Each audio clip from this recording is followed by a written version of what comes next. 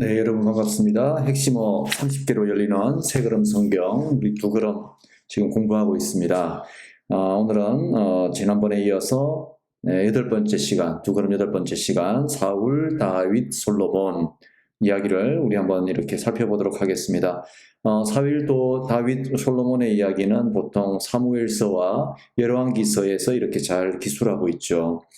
혹시 여러분 지난번에 우리 공부했던 것 기억나시나요? 분배, 혼란, 질서, 사사기의 이야기였죠. 사사기의 이야기에서 이스라엘이 굉장히 큰 혼란에 빠지고 그 혼란에 빠진 것을 수습한 사람이 누구였습니까? 바로 사무엘이었죠. 사무엘이 사사시대의 혼란과 또 여러 가지 하나님과 멀리 떨어진 그 삶의 관계들을 이렇게 정리합니다. 그리고서 이제 이스라엘이 다시금 하나님 앞에 돌아올 수 있도록 큰 역할을 한 선지자가 바로 사무엘이죠.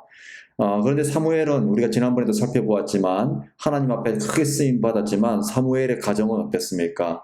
그녀의 자녀들이 하나님의 말씀 안에서 하나님의 방법대로 성장한 것이 아니라 그들은 아주 이스라엘의 골칫거리였습니다. 백성들이 싫어하고 제사장들이 거부감을 나타낼 정도로 문제가 많았던 사람들이 이 사무엘의 아들들이었죠. 그러니까 사무엘은 어떻게 보면 세상적으로 따지자면 사회적으로는 성공한 사람이었지만 가정에서는 어떻게 보면 실패했다라고도 볼 수가 있겠습니다. 자녀 교육에 실패했던 것이죠.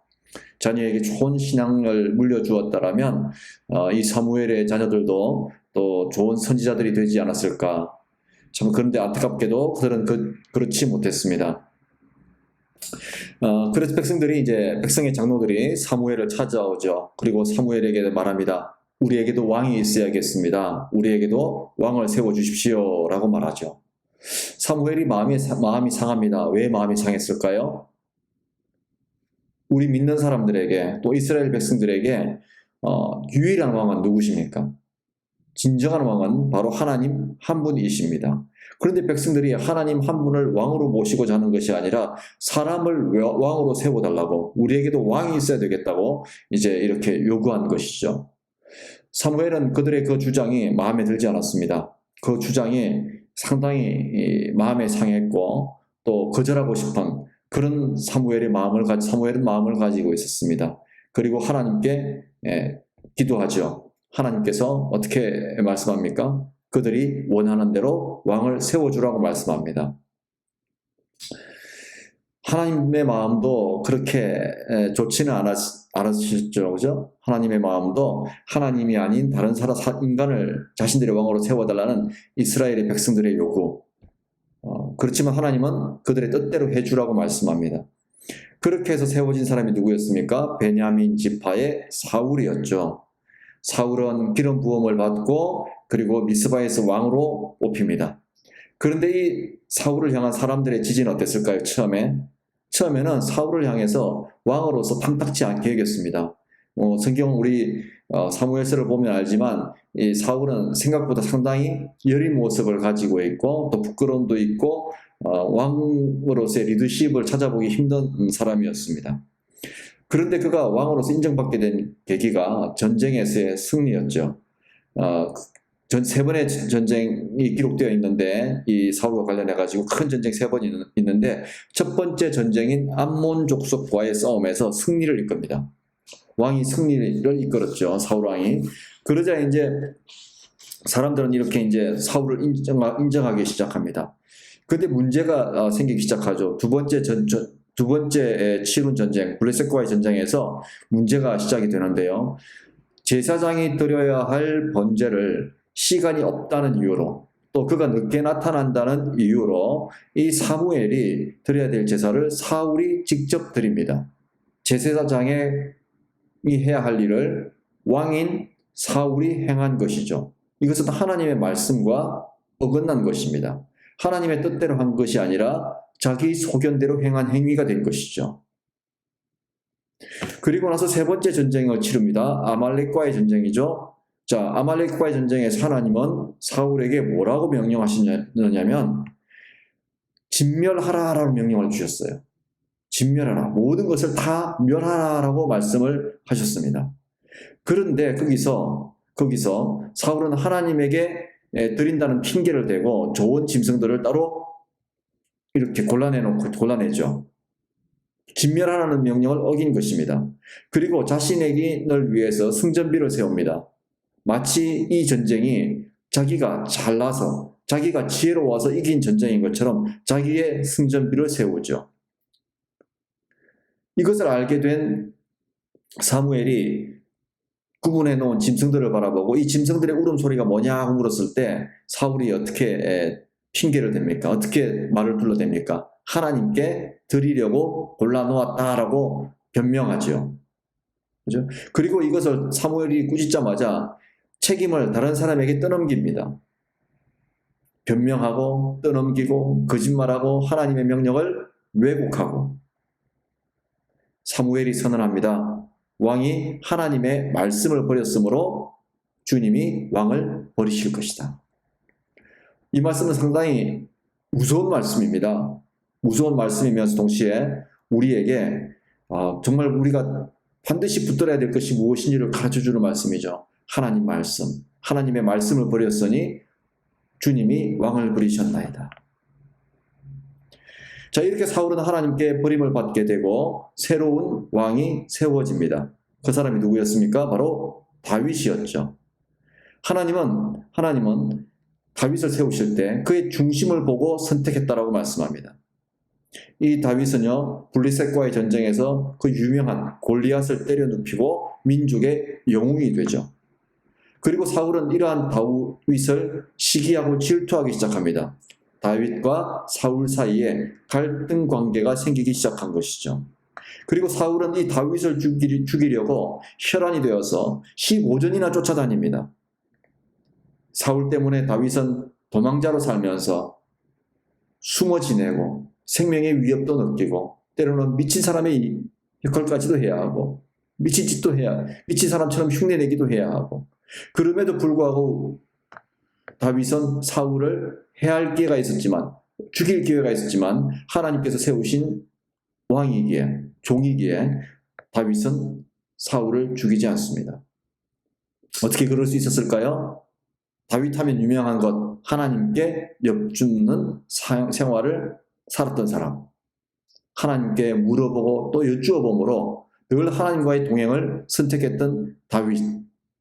이런 다윗이었기에 그는 사울에게 15년이나 쫓기면서도 자기 마음대로 행하지 않았던 것입니다.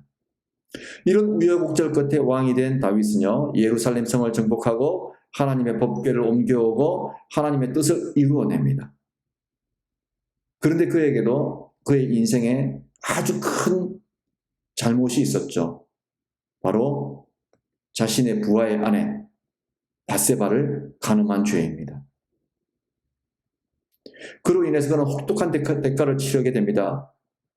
자녀들 간에 칼바람이 불고 자녀들 간에 원수가 되고 반역이 일어나고, 죄라는 것이 어떤 결과를 낳는지 우리에게 보여주는, 얼마나 무서운지를 우리에게 가르쳐주는 예라고 할 수 있겠습니다. 이러한 다윗의 대를 이어서 솔로몬이 왕이 됩니다. 솔로몬을 우리가 이야기할 때는 보통 어떻게 이야기합니까? 지혜의 왕이다 라고 말하죠. 하나님께 1000마리가 넘는 제물을 드리고, 또 하나님은 그런 솔로몬을 귀하게 여기셔서 무엇을 해줄까 라고 물었더니 솔로몬이 지혜를 달라고 합니다. 그래서 하나님은 그에게 지혜의 은사를 주시죠. 그리고 솔로몬은 그 지혜를 가지고 참으로 지혜롭게 출발합니다. 그죠? 그 유명한 아기와 관련된 재판에서도 지혜롭게 재판하기도 하고 또 하나님의 성전을 짓기도 하죠. 그런데 그 지혜를 살펴보면, 그 지혜를 어떻게 쓰는가를 잘 살펴보면 정략 결혼이라는 인간의 지혜로 타락시켜버립니다.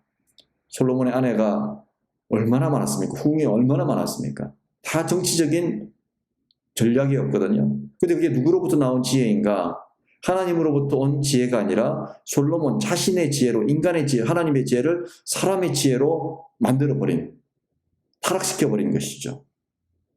그래서 솔로몬은 7년 동안 성전 공사를 하고 13년 동안 자기 자신을 위한 왕궁을 짓고, 또 자기가 아내로 맞아들인 이집트의 공주를 위해서 13년 동안 똑같은 궁을 짓습니다. 그뿐만 아니라 수많은 첩들을 위해서, 자신의 후궁들을 위해서 우상 신전을 짓고 그들을 따라서 우상 숭배를 하는 참으로 어처구니 없는 일을 행한 것이 바로 이 솔로몬입니다. 기름 부음을 받아서 전쟁을 승리로 이끌어 왕이 되었지만, 백성들로부터 인정받은 왕이 되었지만, 하나님의 마음의 어긋남으로 인해서 버림받은 사울 왕. 마음의 중심을 보고 선택되었지만 초심을 잃어버리고 간음죄를 지어서 말년이 고달팠던 다윗 왕. 하나님으로부터 지혜를 선물로 받지만 하나님의 지혜를 사람의 지혜로 전락시켜버린 솔로몬 왕. 이 사울, 다윗, 솔로몬을 통해서 우리는 우리 인생을 어떻게 성찰해야 될까요? 우리의 인생을 어떻게 살펴보아야 할까요? 바로 일관성 있는 마음, 하나님을 향해서 내 마음을 잘 지키는 것, 하나님의 말씀에 순종하는 삶이 우리에게 삶의 우선순위여야 한다는 것. 이것들을 놓쳐버렸을 때 어떤 결과를 맞는지를 오늘 사울과 다윗과 솔로몬을 통해서 우리가 배울 수 있는 교훈이 아닌가 생각해 봅니다. 사랑하는 성도 여러분, 자기가 하고 싶은 욕망은, 내가 하고 싶은 대로 하겠다는 욕망은 굉장히 위험한 욕망입니다. 물론 하나님께서 우리에게 자유의지를 주시고 이성을 주셨지만 그 자유의지와 이성이라는 것은 하나님의 말씀의 울타리 안에서 우리가 선택하고 우리가 우리의 의지를 사용할 수 있는 것이지, 하나님 말씀의 울타리를 벗어난 상태에서의 선택과 자유의지는 곧 죄로 연결됩니다. 그 죄라는 것은 우리 한 사람으로 끝나지 아니합니다. 우리가 지은 죄로 말미암아 관계가 깨지고 그 관계는 우리와 가까운 사람들, 우리의 가족들에게도 영향을 미치게 되어 있습니다. 하나님의 말씀으로 시작된 우리의 인생이 잘 지켜지고 하나님 말씀대로 사는 인생으로 말미암아 꽃을 피우려면 우리는 언제든지 하나님께 늘 여쭙고 묻고 하나님의 말씀의 울타리 안에서 나의 삶을 잘 유지해 나가야 할 것입니다. 또한 하나님과 나와의 그 첫사랑, 하나님과 나와의 그 초심, 이것을 잃어버리지 않도록 우리는 힘쓰고 애써야 할 것입니다. 사무엘, 사울, 다윗, 솔로몬, 이러한 역사적 흐름을 통해서 우리는 다시금 우리 한 사람의 중요성을 깨달아야 합니다. 나 한 사람이 말씀으로 잘 쓰면 내 주변이 더불어 사는 것이고, 나 한 사람이 말씀 안에서 무너지면 내 주변의 사람들도 무너질 수 있다는 이 연결고리. 사랑하는 믿음의 가족 여러분, 우리 오늘도 말씀 안에서 내가 하고 싶은 대로 사는 말씀 울타리를 넘어선 삶이 아니라 말씀 안에서 하나님께서 우리에게 주신 자유의지와 이성을 잘 활용하고 이용함으로 지혜로운 하나님의 자녀 되기를 간절히 소원합니다. 기도하겠습니다. 하나님 아버지, 오늘도 사울과 다윗과 솔로몬의 생을 통해서 우리가 머물러 있어야 할 곳이 하나님 말씀 울타리 아니요, 또 우리가 참으로 경계해야 할 것이 우리가 마음대로 하고 싶어하는 그 욕망임을 깨닫습니다. 하나님, 늘 말씀 안에서 하나님께 여쭙고 하나님과 동행하는 우리의 삶이 되게 하여 주십시오. 감사드리며 예수님의 이름으로 기도합니다. 아멘.